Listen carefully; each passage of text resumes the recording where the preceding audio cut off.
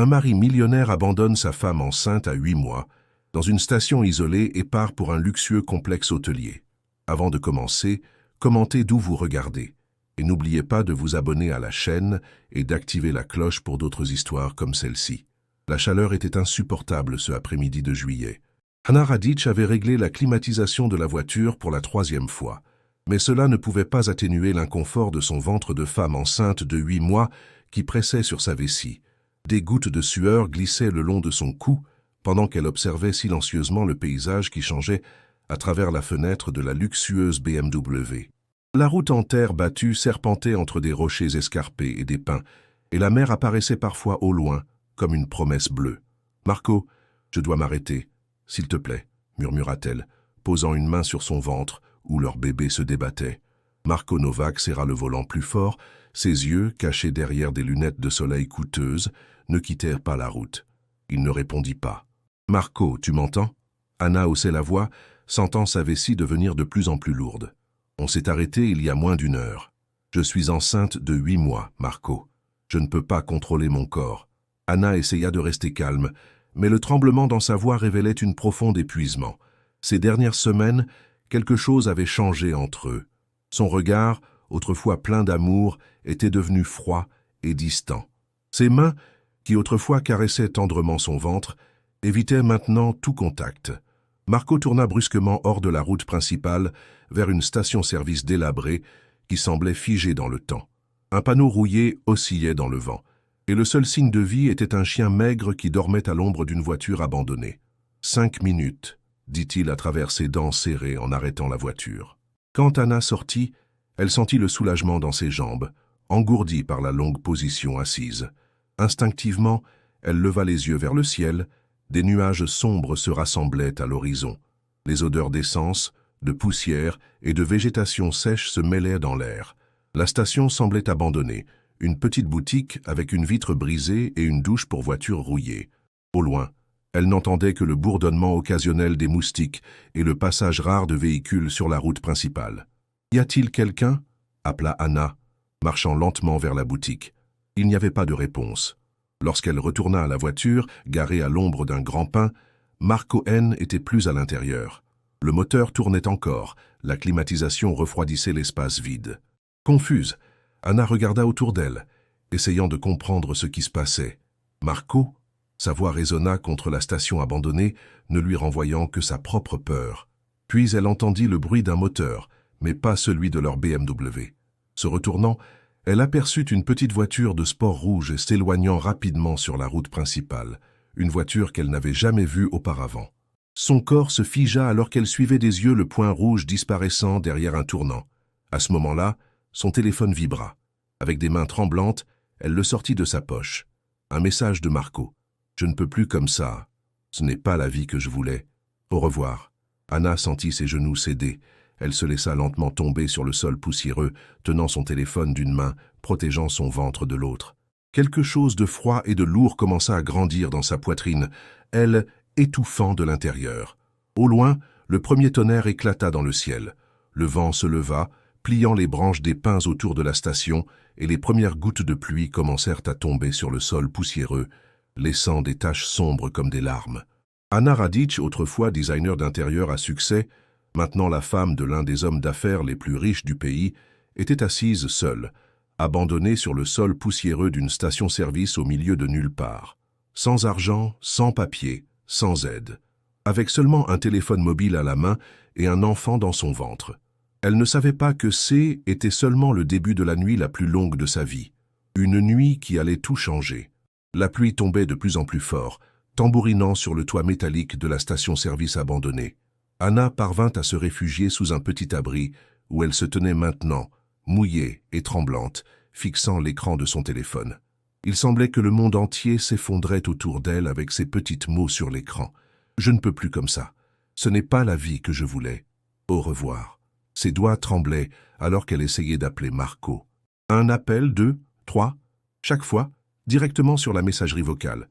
Son téléphone était éteint. « Ce n'est pas réel », murmurait-elle à elle-même, frottant son ventre en cercle, comme pour apaiser le bébé à l'intérieur qui, soudainement, était devenu agité. Le bruit d'une voiture arrivant la força à lever les yeux, et son cœur bondit d'espoir. Mais un fourgon gris ralentit juste. Le conducteur la regarda brièvement, puis accéléra, laissant derrière lui un nuage d'eau et de gaz d'échappement. Anna essayait de penser rationnellement. Son sac à main, ses documents, de l'argent, tout était resté dans la BMW. Elle se retourna pour regarder autour d'elle. La station-service avait l'air de ne pas avoir fonctionné depuis des années. Il n'y avait pas de téléphone, pas d'autres bâtiments à proximité. Juste la route, la forêt et une tempête qui devenait de plus en plus forte. Son téléphone vibra à nouveau. Le nom de Marco apparut sur l'écran et un flot de soulagement traversa son corps. « Marco, où es-tu? Que se passe-t-il » Silence de l'autre côté, puis un rire masculin profond qui ne pouvait certainement pas appartenir à son mari. « Désolé, Anna. Marco ne peut pas répondre au téléphone pour le moment. » Une voix féminine, lisse et froide comme de la glace. « Il est trop occupé avec moi. » Anna sentit sa gorge se serrer. « Qui est-ce?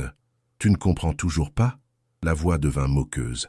Ivana Kovač, la partenaire de Marco, sa véritable partenaire. Avant qu'Anna ne puisse répondre, le téléphone vibra à nouveau. Un nouveau message, une photo. Anna l'ouvrit instinctivement et sentit son estomac se retourner. Marco, son mari, dans une chambre d'hôtel luxueuse, une coupe de champagne à la main, le regard tourné vers la mer scintillante. À ses côtés, une belle brune en bikini appuyée contre sa peau nue. Lieu indiqué, Resort Corona, Var. Penses-tu qu'il voulait vraiment un enfant? La voix d'Ivana revint, désormais encore plus cruelle. Penses-tu qu'il t'a vraiment voulu? Tu n'étais qu'un accessoire pour le statut social. Une designer pauvre qui a épousé un millionnaire. Une histoire classique. Mais maintenant, il a moi. Tu sais quoi? Il ne t'a jamais aimé. L'appel se coupa, laissant Anna dans un silence interrompu seulement par la pluie. Quelque chose se brisa en elle. Des larmes commencèrent à couler, se mêlant à la pluie sur son visage. Son corps tremblait de sanglots, tandis que la réalité de la situation la frappait enfin de plein fouet. Elle avait été trahie, abandonnée, laissée pour morte dans une station-service désertée, enceinte et sans rien. « Madame, ça va ?» La voix était douce, presque noyée par le bruit de la pluie. Anna leva les yeux et aperçut une femme âgée qui se tenait à l'entrée d'une petite boutique, la regardant avec inquiétude dans les yeux. Anna ne pouvait pas parler à travers ses larmes. La femme s'approcha, tenant un parapluie déchiré. « Je m'appelle Vesna. Je nettoie cet endroit de temps en temps. Le propriétaire prévoit de rouvrir la station un jour. » Ses yeux, fatigués mais bienveillants, parcouraient le visage d'Anna, ses vêtements trempés et enfin son gros ventre de femme enceinte. « Mon Dieu, que faites-vous ici dans votre état ?» Anna ouvrit la bouche pour expliquer, mais au lieu de mots, seul un sanglot échappa. Elle montra son téléphone, l'image qui était encore affichée à l'écran. Le visage de Vesna devint sérieux en regardant. « C'est horrible, » murmura-t-elle, puis elle mit sa main sur l'épaule d'Anna. « Entrez. Je n'ai pas de voiture, mais j'ai un téléphone. Nous pouvons appeler de l'aide. » Anna hocha la tête, suivant la vieille dame dans la petite boutique poussiéreuse. Soudain, une douleur vive traversa son ventre, si intense qu'elle dut s'arrêter et s'appuyer sur une étagère. « Qu'est-ce qui se passe ?» demanda Vesna, remarquant l'expression sur son visage. Anna baissa les yeux vers ses jambes. Entre elles, une flaque d'eau étendait sur le sol. « Mes contractions » murmura-t-elle, la peur lui serrant la gorge. Les yeux de Vesna s'élargirent de panique en réalisant ce qui se passait. « Sainte Vierge, pas maintenant » murmura-t-elle, parcourant la boutique abandonnée du regard comme si elle cherchait une solution dans les étagères poussiéreuses. Le téléphone ne fonctionne pas quand il y a une tempête comme ça. Il n'y a pas de signal. Anna sentit une nouvelle vague de douleur monter à travers son corps, plus forte que la précédente. Elle tituba et s'accrocha au bord du comptoir poussiéreux, tandis que ses genoux fléchissaient. « C'est trop tôt » murmura-t-elle à travers ses dents serrées. « Il reste un mois avant le terme. »« Asseyez-vous, mon enfant » dit Vesna, la conduisant à une vieille chaise derrière le comptoir. « Respirez profondément. »« À quelle fréquence viennent les douleurs ?» Anna essaya de répondre, mais une nouvelle contraction la coupa comme un couteau. Elle ne pouvait pas croire que cela arrivait, abandonnée, sans médecin, sans hôpital, dans une boutique désertée, tandis que le ciel s'effondrait à l'extérieur. « Je vais le tuer » murmura-t-elle à travers ses dents, lorsque la douleur se calma un peu. « Si je survis à ça, je vais le tuer de mes propres mains. » Le visage de Vesna se radoucit de compassion. « Cet homme sur la photo ?» Votre mari » Anna hocha la tête, des larmes coulant à nouveau sur son visage. « Nous sommes ensemble depuis 8 ans. Il pensait qu'il ne pouvait pas avoir d'enfant. Quand je suis tombée enceinte, il a pleuré de joie. Elle s'arrêta, cherchant son souffle alors qu'une nouvelle douleur commençait. Ou du moins, je pensais que C était de la joie. » Vesna serra sa main. « Les hommes sont des lâches. Le mien est aussi parti, il y a longtemps, avec ma meilleure amie. Mais nous reviendrons à cela plus tard. Maintenant, nous avons besoin d'aide. » Dehors, un tonnerre retentissant se fit entendre et les lumières de la petite boutique clignotèrent avant de s'éteindre. À travers les fenêtres, on ne voyait que l'infini gris du ciel et de la pluie. « C'est un signe, » dit Anna, luttant pour respirer. « Je vais mourir ici. »« Non, » répondit Vesna fermement, allumant une bougie qu'elle avait trouvée sous le comptoir. « J'ai traversé 2 guerres, 4 maris et 7 enfants. Personne ne meurt en ma présence si je ne le permets pas. » Malgré la douleur, Anna esquissa un faible sourire. Puis elle ressentit quelque chose, un liquide chaud qui coulait le long de ses jambes. Elle regarda vers le bas et vit le sang se mêler à l'eau sur le sol. « Ce n'est pas bon, » murmura-t-elle, tandis que la panique commençait à grandir en elle comme une marée.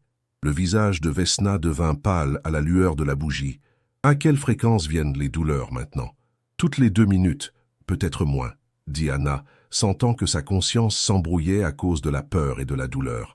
Vesna se précipita vers la porte, regardant à travers la pluie. « Je dois trouver de l'aide. Vous resterez ici. »« Non !»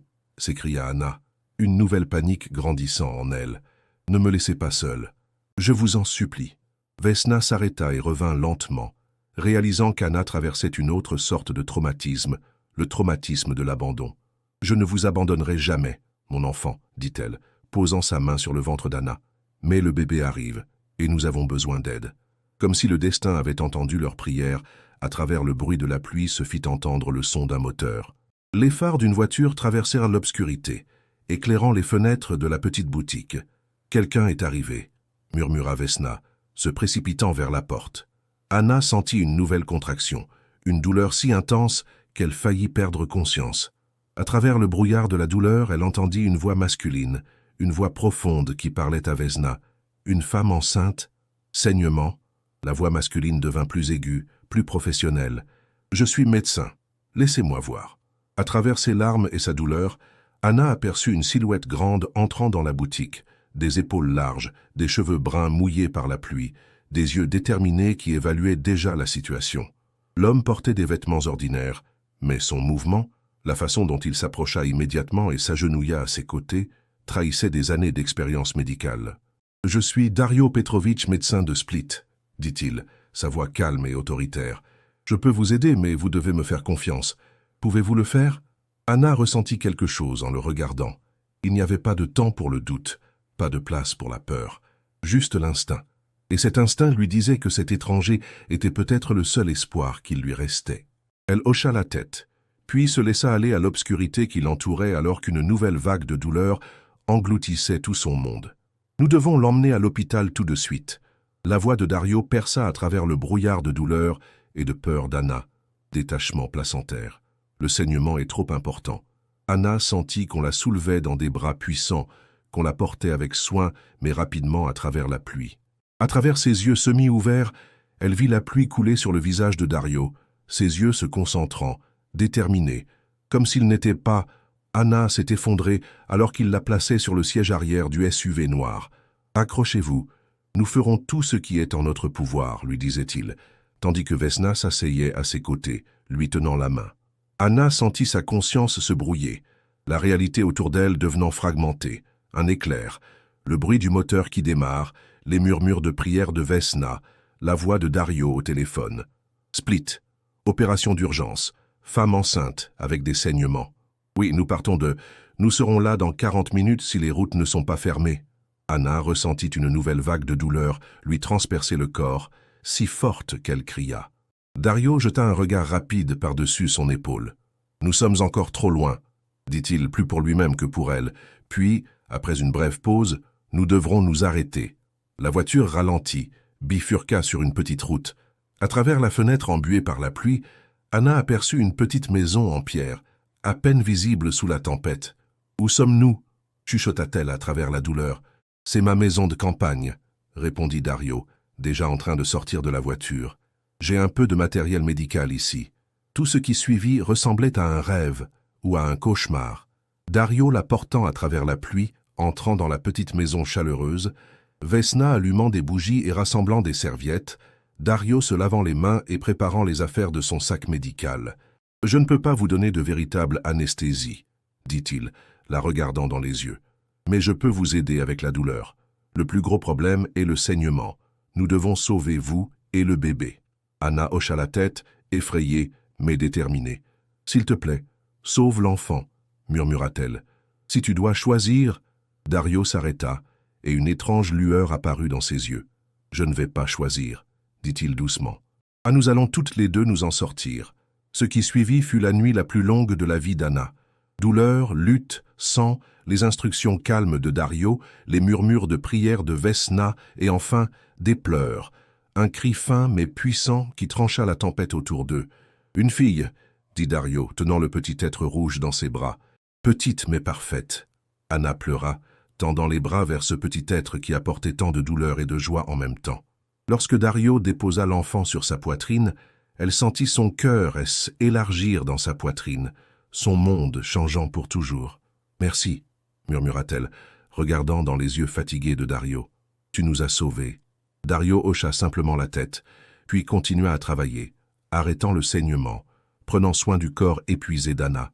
À travers la fenêtre, elle vit que la pluie avait cessé, et la première lumière de l'aube perçait l'horizon. « La tempête est passée », remarqua Vesna, se tenant près de la fenêtre. « Oui, » dit Dario, et Anna N.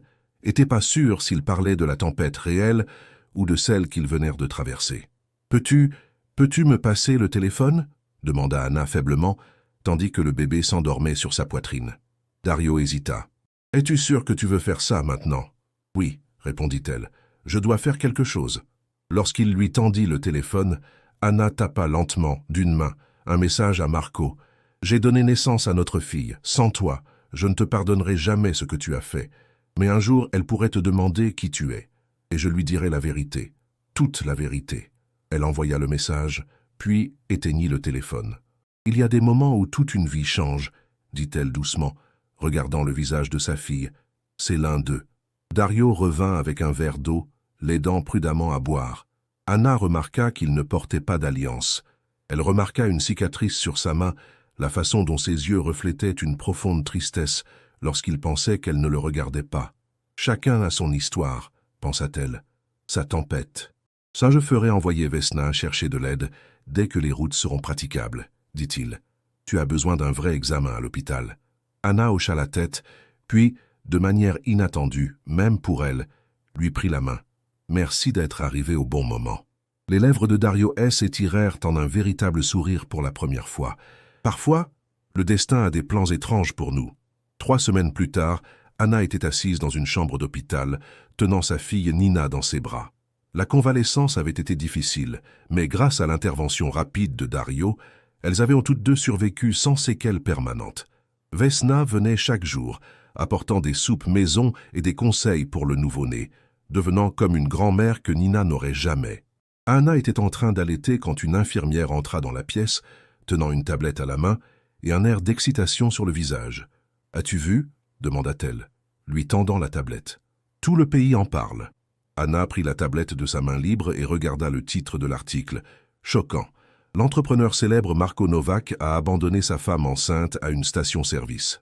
Sous le titre se trouvait une photo floue en noir et blanc d'une caméra de surveillance, elle-même, mouillée et désespérée, à la station-service, regardant une voiture éloignée. Puis une autre image, Marco montant dans une voiture de sport rouge qui attendait sur la route principale. Les enregistrements de la caméra de surveillance ont fuité dans le public, expliquait l'infirmière avec enthousiasme. Tous les médias en parlent. Et ce n'est pas tout, regarde les commentaires. Anna baissa les yeux sur les commentaires sous l'article. Des milliers d'entre eux, tous indignés, tous de son côté. Monstre, comment a-t-il pu abandonner une femme enceinte? Boycottons ces entreprises. Anna sentit sa gorge se nouer. Comment ont-ils su? À ce moment-là, Dario apparut à la porte. Son visage était sérieux, mais une étrange lueur brillait dans ses yeux. « Dario ?» demanda Anna, le doute grandissant en elle. As-tu quelque chose à voir avec ça? Dario entra dans la pièce et s'assit sur le bord du lit. Je t'ai dit que j'avais été dans l'armée avant de devenir médecin, dit-il doucement. J'ai des amis dans divers endroits, y compris ceux qui ont accès aux caméras de sécurité. Anna le fixa, ses émotions se mélangeant en elle. Choc, gratitude, peur, soulagement. Pourquoi? Demanda-t-elle. Parce que des gens comme Marco ne devraient pas s'en tirer, répondit-il simplement. Parce que toi et Nina méritez la justice. Anna voulait dire quelque chose, mais son téléphone sonna. Un numéro inconnu. Allô? Répondit-elle prudemment. Anna? Ici? Ivana? Anna sentit son corps se figer. Ivana, la femme sur la photo, la maîtresse de Marco. Que veux-tu? Demanda-t-elle froidement. Je voulais m'excuser, dit la voix d'Ivana, maintenant tremblante et incertaine, si différente de cette voix cruelle à la station-service. Ça, je ne savais pas. Je ne savais pas ce qu'il avait fait. Il m'a dit que vous aviez rompu des mois auparavant, que était une décision commune. Et tu lui as cru? Anna ricana amèrement. Oui, répondit Ivana doucement. Je lui ai cru, jusqu'à ce que je voie les vidéos aujourd'hui. Tous les portails, tous les journaux. Ils montrent ce qu'il a fait. Et maintenant tout est fini. Je l'ai quitté. Tout le monde l'a quitté. Que veux-tu dire par tout le monde? Ses partenaires commerciaux retirent leurs investissements. Les actions de son entreprise chutent. Les gens annulent des contrats. Personne ne veut travailler avec un homme qui a laissé une femme enceinte mourir sur la route. Anna sentit les larmes lui monter aux yeux, mais ce haine n'était pas des larmes de chagrin. Étaient des larmes de soulagement. Il est détruit, Anna, continua Ivana. Il m'appelle sans cesse. Il me supplie de revenir. Mais je ne peux pas. Personne ne peut. Anna baissa lentement son téléphone, sentant le poids qu'elle portait depuis des semaines se lever enfin de sa poitrine. « Était-ce le plan ?» demanda-t-elle, regardant Dario.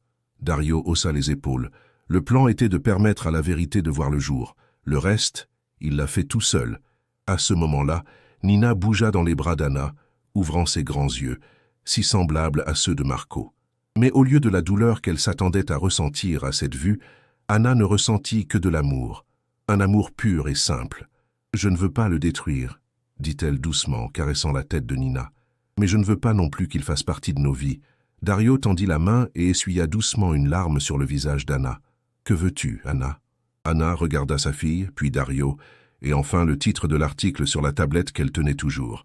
Son passé et son avenir, tous deux réunis en un instant. « Je veux recommencer, » dit-elle, sans haine, sans vengeance, juste un nouveau départ. Dario hocha la tête, et dans ses yeux, elle vit quelque chose qu'elle pensait ne jamais revoir, une promesse, un espoir. « Je vais partager ce verre maintenant, » dit-elle avec un faible sourire, lui rappelant sa question d'il y a une semaine. « Dieu merci, » répondit-il avec soulagement. « Je pensais que tu allais me garder dans l'incertitude pour toujours. » 5 ans s'étaient écoulés depuis cette nuit orageuse. Anna se tenait sur la terrasse de sa nouvelle maison, regardant Nina courir dans le jardin, chassant des papillons avec elle énergie infinie d'une fillette de 5 ans. Le soleil se couchait sur Split, projetant une lumière dorée sur la mer qui s'étendait devant eux. « Penses-tu qu'elle va jamais arrêter de courir ?» demanda Dario, s'approchant d'elle avec 2 verres de vin. Anna sourit, prenant un verre. « Ta fille? Jamais. Notre fille, » corrigea-t-il doucement, l'embrassant sur le front. Anna hocha la tête, encore parfois surprise de combien la vie pouvait l'étonner. Après s'être remise à l'hôpital, Dario lui avait proposé son appartement le temps qu'elle se remette sur pied. Ce qui devait être une solution temporaire, était transformé en quelque chose de permanent. Au début, ils n'étaient que des amis, lui en tant que médecin qui avait sauvé sa vie, elle en tant que mère célibataire qui recommençait à zéro. Mais lentement, inévitablement, ils étaient devenus plus. « Ça y est, » dit-elle, montrant son téléphone sur la table. Un courrier de l'avocat. Dario s'assit à côté d'elle, prenant sa main dans la sienne. « Es-tu sûr de vouloir faire cela? Tu n'es pas obligé, tu sais. » Anna prit une profonde inspiration. « Je dois le faire. Elle mérite au moins ça. » Elle ouvrit l'email et lut le court message. « Chère Madame Radic, votre ancien mari, Monsieur Novak, a accepté toutes les conditions du divorce. Il renonce à tous ses droits de garde, mais demande la possibilité de rencontres occasionnelles avec l'enfant lorsqu'elle aura 10 ans, si elle le souhaite. Il a également accepté une pension alimentaire mensuelle du montant que vous avez demandé. Merci de confirmer si vous êtes satisfaite de ces conditions. 5 ans, murmura Anna. 5 ans, et il abandonne enfin. Dario hocha la tête. Peut-être qu'il a enfin compris. Anna regarda Nina, qui était maintenant assise dans l'herbe, tressant une couronne de pâquerettes. Elle n'a jamais demandé après lui. Un jour, elle le fera, dit Dario doucement. Et alors, nous lui dirons la vérité. Anna hocha la tête, se souvenant de comment elle-même avait grandi sans père. Mais Nina avait Dario, un homme qui ne l'avait peut-être pas conçu, mais qui l'aimait comme si était le cas depuis le premier jour. « Il y a un autre email, remarqua-t-elle en l'ouvrant, de Vesna. La vieille dame de la station-service était devenue une habituée de leur vie, les visitant dès qu'elle le pouvait, toujours avec ses douceurs faites maison pour Nina. Elle vivait maintenant dans un petit appartement à Split que Anna lui avait acheté avec l'argent de sa ligne de vêtements pour enfants, une entreprise qu'elle avait lancée presque par accident, en cousant pour Nina. Et elle dit qu'elle vient dîner demain, annonça Anna en riant, et qu'elle apporte ses célèbres strudels. Leur conversation fut interrompue par le bruit des pneus de voiture sur l'allée. Anna regarda vers la porte, surprise. Ils n'attendaient pas de visiteurs. « Tu attends quelqu'un » demanda-t-elle à Dario. Avant qu'il puisse répondre, un homme apparut à la porte. Anna ne le reconnut d'abord pas. Des cheveux rares et gris, des épaules voûtées, un costume usé. Puis il leva le regard, et elle vit ses yeux qu'elle connaissait si bien autrefois. « Marco, que fais-tu ici » demanda-t-elle, se levant si brusquement qu'elle faillit renverser la table. Anna, sa voix était brisée, comme s'il n'avait pas l'habitude de parler. « Je devais venir, je devais te voir elle. » Dario se leva, se plaçant instinctivement entre Anna et Marco. « Je pense que tu devrais partir. » Marco leva les mains en signe de reddition. « Je ne vais pas causer de problème. Je veux juste dire quelque chose. Et ensuite, je m'en vais pour toujours. Je te le promets. » Anna sentit la main de Dario sur la sienne. Chaude, forte, sûre. Avec lui à ses côtés, elle pouvait faire face à n'importe quoi. Même à ça. « D'accord, dit-elle. 5 minutes. » Marco s'approcha, son visage montrant des années de souffrance, de nuits sans sommeil, de regrets arrivés trop tard. « Et j'ai tout perdu, dit-il simplement.